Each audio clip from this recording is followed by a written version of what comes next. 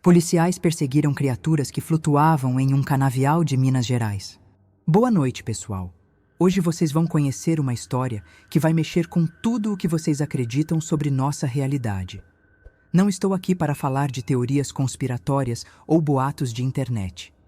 O que vou contar aconteceu de verdade, foi documentado oficialmente pela Polícia Militar, e até hoje nenhuma autoridade conseguiu explicar o que rolou naquela madrugada de novembro de 2008 na cidade de Cláudio, interior de Minas Gerais. Imaginem a cena. Uma noite tranquila de terça-feira, 18 de novembro. O Brasil inteiro se preparava para assistir o jogo da seleção contra Portugal. As ruas vazias, televisões ligadas, aquele clima típico de véspera de partida importante.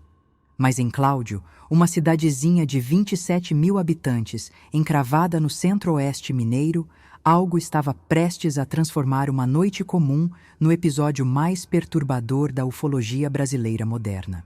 Renata Veloso estava em casa, como milhares de brasileiros naquela noite, quando algo chamou sua atenção pela janela. Não era um avião, não era helicóptero. Era um objeto de formato hexagonal, brilhando com uma luz intensa e antinatural, descendo em velocidade impressionante pelo céu escuro. Mas não estava sozinho. Duas esferas menores, como satélites obedientes, dançavam ao seu redor, sobrevoando a Igreja do Rosário no centro da cidade. E aqui que a coisa fica realmente assustadora. Conforme o objeto se movia, os postes de luz da região começaram a apagar, um por um, como se algo estivesse sugando a energia elétrica da cidade. Renata não era uma pessoa impressionável. Trabalhava no comércio local, tinha os pés no chão, mas quando viu aquilo, teve certeza absoluta de que algo muito sério estava acontecendo. Sem hesitar, pegou o telefone e ligou para a Polícia Militar. Do outro lado da linha, o sargento de plantão deve ter pensado que se tratava de mais uma ocorrência bizarra de fim de noite. Mas Renata insistiu com tanta convicção que as viaturas foram despachadas imediatamente. À frente da operação, o Cabo Barbosa, um militar com 15 anos de corporação, veterano em ocorrências urbanas de todo tipo. Ele e sua equipe estavam acostumados com brigas de bar, acidentes de trânsito, confusões domésticas. Nada, absolutamente nada, os preparou para o que veriam naquela noite. Quando chegaram ao local indicado por Renata, os policiais também avistaram o objeto. E não era uma visão fugaz, um lampejo no céu que poderia ser confundido com qualquer coisa. O objeto estava ali, sólido, real, executando manobras que desafiavam todas as leis da física que conhecemos.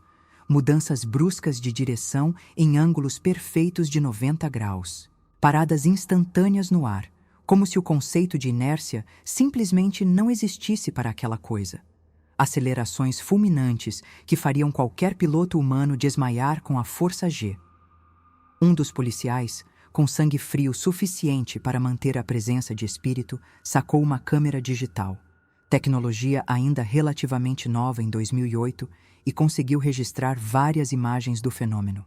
Essas fotografias foram posteriormente analisadas por especialistas independentes e nunca foram desmentidas ou explicadas por fenômenos naturais conhecidos. Ali estava a tríade perfeita que todo investigador de fenômenos inexplicados sonha encontrar: testemunha civil confiável, confirmação oficial de autoridades treinadas e evidência visual documentada. Mas se vocês acham que a história termina aqui, vocês não fazem ideia do que está por vir. Na noite seguinte, 19 de novembro, uma quarta-feira que ficaria marcada para sempre na memória dos envolvidos, uma nova ocorrência mobilizou as forças policiais de Cláudio. Desta vez, os relatos vinham da zona rural, de um extenso canavial nos arredores da cidade. Moradores da região ligaram relatando movimentos estranhos na plantação. Figuras que não eram humanas nem animais se deslocavam entre os corredores de cana-de-açúcar. O primeiro-tenente Eisenhower Guerck assumiu o comando da operação. Militar experiente, 20 anos de serviços prestados, homem de poucas palavras e muita ação. Acompanhado por mais 4 soldados, dirigiu-se até o canavial em 2 viaturas. O que encontraram lá dentro transformaria suas vidas para sempre. Ao chegarem ao local, estacionaram os veículos na estrada de terra e seguiram a pé. A plantação se estendia por hectares, criando corredores naturais entre as fileiras de cana que chegavam a quase 3 metros de altura. A lua nova tornava da escuridão quase absoluta. Mas não era necessária muita luz para ver o que se movia ali dentro. Figuras humanoides, cerca de 1,70 m de altura, estrutura corporal familiar, mas definitivamente não humanas, deslizavam silenciosamente entre as plantas. E quando digo deslizavam, é exatamente isso. Não tocavam o solo. Flutuavam a aproximadamente 15 centímetros da terra, movendo-se com uma fluidez que desafiava qualquer compreensão da locomoção conhecida. Mas o mais impressionante era a luminosidade.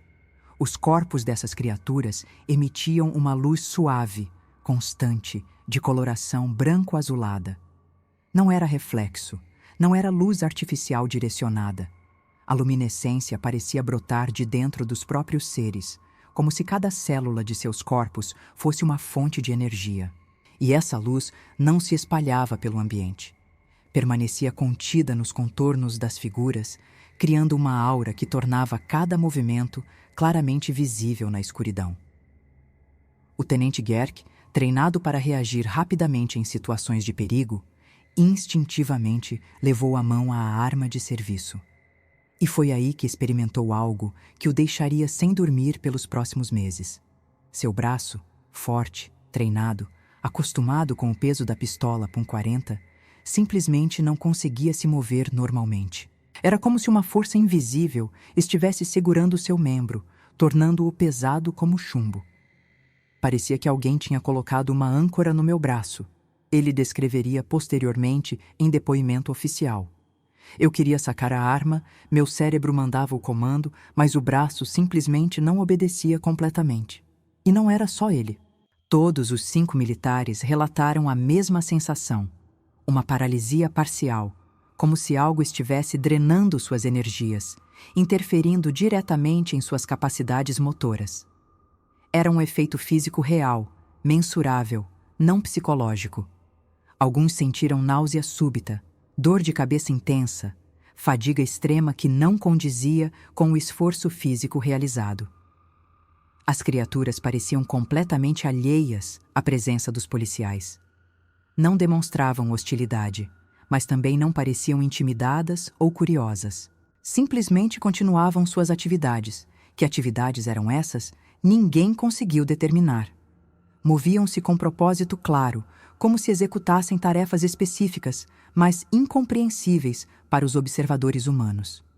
O rádio começou a apresentar interferências severas, chiados, estática e, em alguns momentos, silêncio total.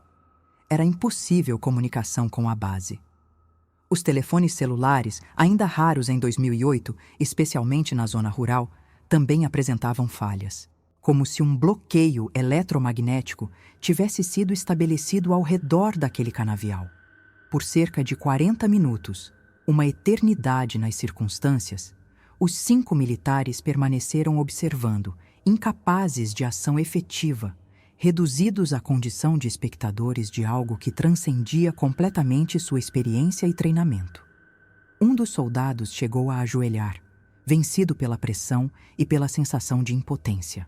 Outro precisou se apoiar em um colega após demonstrar sinais claros de tontura e desorientação.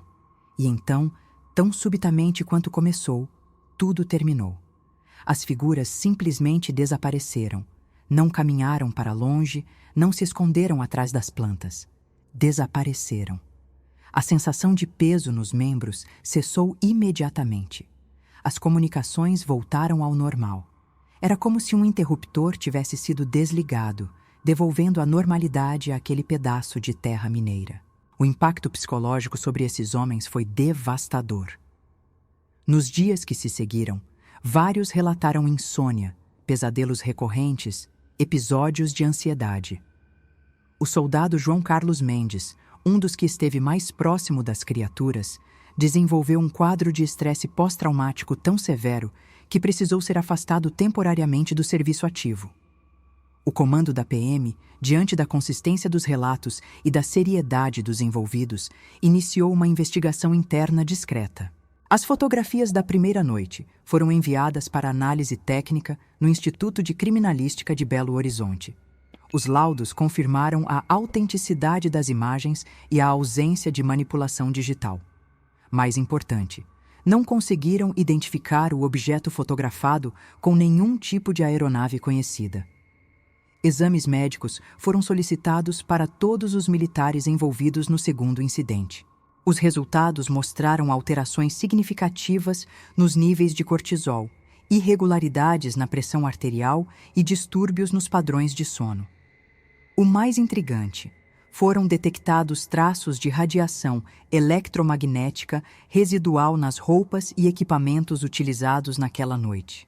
Radiação de um tipo não identificado pelos equipamentos de análise disponíveis. A comunidade médica ficou perplexa. O doutor Paulo Henrique Santos, médico legista responsável pelos exames, declarou em relatório confidencial: os sintomas apresentados pelos pacientes são consistentes com exposição a algum tipo de campo energético desconhecido. Não temos precedentes na literatura médica para explicar essas alterações fisiológicas. Paralelamente à investigação oficial, a população de Cláudio começou a relatar outros fenômenos estranhos. Maria da Silva, agricultora que vivia próxima ao canavial, contou que seus animais, galinhas, porcos, cachorros, apresentaram comportamento anômalo por semanas após o incidente. Os bichos ficaram inquietos, não queriam sair de perto de casa. Os cachorros latiam a noite toda, olhando para o canavial, mesmo sem ter nada lá, relatou. O veterinário local, Dr. Roberto Fonseca, confirmou um aumento atípico de 300% no atendimento de animais com sintomas de estresse e ansiedade na região durante o mês de dezembro de 2008. Era como se os animais tivessem pressentido algo que nós humanos não conseguimos captar completamente, observou. Análises do solo no canavial, realizadas pela Universidade Federal de Minas Gerais a pedido de investigadores independentes, revelaram alterações na composição mineral em uma área de aproximadamente 200 metros quadrados. Elevação anormal de elementos como silício e alumínio, e traços de isótopos raros que não ocorrem naturalmente naquela região geológica. O botânico Dr. Luiz Fernando Moraes, professor da UFMG, liderou um estudo sobre a vegetação do local. Descobriu que as plantas de cana-de-açúcar, em um raio específico, apresentavam crescimento 30% superior ao normal, com estrutura celular ligeiramente diferenciada. É como se a vegetação tivesse sido exposta a algum tipo de catalisador biológico desconhecido, concluiu seu relatório. Mas talvez o aspecto mais intrigante do caso Cláudio seja sua inserção em um padrão global de eventos similares. Pesquisadores internacionais identificaram pelo menos 17 casos registrados entre 2008 e 2010, em diferentes países, com características praticamente idênticas. Objetos hexagonais, seres luminosos, paralisia temporária em testemunhas, interferências eletromagnéticas e alterações ambientais residuais. O investigador argentino, Dr. Ricardo Vilches, documentou um evento quase idêntico ocorrido em Mendoza, apenas 3 semanas após o caso brasileiro. As semelhanças são tão específicas que é impossível atribuí-las à coincidência ou à sugestão cultural, afirmou em artigo publicado no Journal of UFO Studies. Nos Estados Unidos, o pesquisador Dr. Michael Harrison, da Universidade de Stanford, incluiu o caso Cláudio em seu estudo sobre eventos de contato próximo com características recorrentes. Segundo Harrison, o caso brasileiro apresenta o mais alto grau de documentação oficial e evidência física que já analisamos. O que torna o caso Cláudio verdadeiramente excepcional não são apenas os fatos em si, mas a postura das testemunhas. Nenhum dos policiais envolvidos buscou qualquer tipo de notoriedade ou ganho financeiro. Pelo contrário, muitos evitaram entrevistas e recusaram convites para palestras. O tenente Guerck, quando procurado por um programa de televisão, respondeu: "O que vivemos naquela noite não é entretenimento. É algo que mudou nossa visão sobre a realidade e preferimos manter isso entre nós. Essa descrição, longe de enfraquecer o caso, na verdade reforça sua credibilidade. São homens treinados, acostumados com situações de pressão, que preferiram o silêncio ao sensacionalismo. O peso dos seus depoimentos oficiais fala por si. 15 anos depois, o caso Cláudio permanece sem explicação oficial. A Aeronáutica Brasileira arquivou o episódio como fenômeno aéreo não identificado sem representar ameaça à segurança nacional. A Polícia Militar mantém os relatórios em seus arquivos, mas evita comentários públicos. O Exército, consultado sobre possíveis testes militares na região, negou qualquer atividade oficial. As autoridades científicas brasileiras, quando questionadas, preferem o silêncio constrangido ou respostas evasivas. O que é compreensível? Afinal, como explicar algo que desafia todos os paradigmas estabelecidos da física, da biologia e da tecnologia humana atual? Mas para quem estava lá, na escuridão daquele canavial mineiro, não há espaço para dúvidas ou teorias. Eles sabem o que viram, sabem o que sentiram, e sabem que a realidade é muito mais complexa e misteriosa do que nossa ciência atual consegue explicar. O caso Cláudio não é apenas mais um relato de OVNIs. É a prova documentada de que ainda existem forças, inteligências e fenômenos operando em nosso planeta que estão completamente além da nossa compreensão atual. É um lembrete humilde de que, mesmo com toda a nossa tecnologia e conhecimento, ainda somos visitantes recentes neste universo imenso e cheio de mistérios. E talvez seja exatamente isso o mais assustador e ao mesmo tempo fascinante sobre o que aconteceu naquela madrugada em Minas Gerais. Não foi ficção. Não foi imaginação. Foi real, documentado, investigado e permanece sem explicação. A pergunta que fica não é se estamos sozinhos no universo. A pergunta é: o que mais está acontecendo ao nosso redor que simplesmente não conseguimos perceber ou compreender?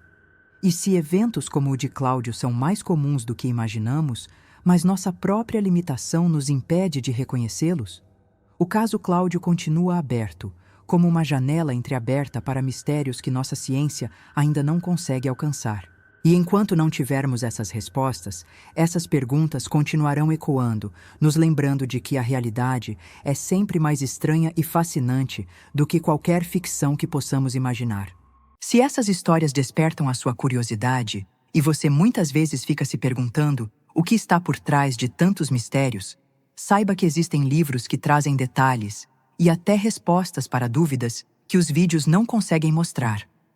Eu separei os livros mais procurados sobre abduções, mistérios e fenômenos inexplicáveis, reunidos em uma lista especial para você.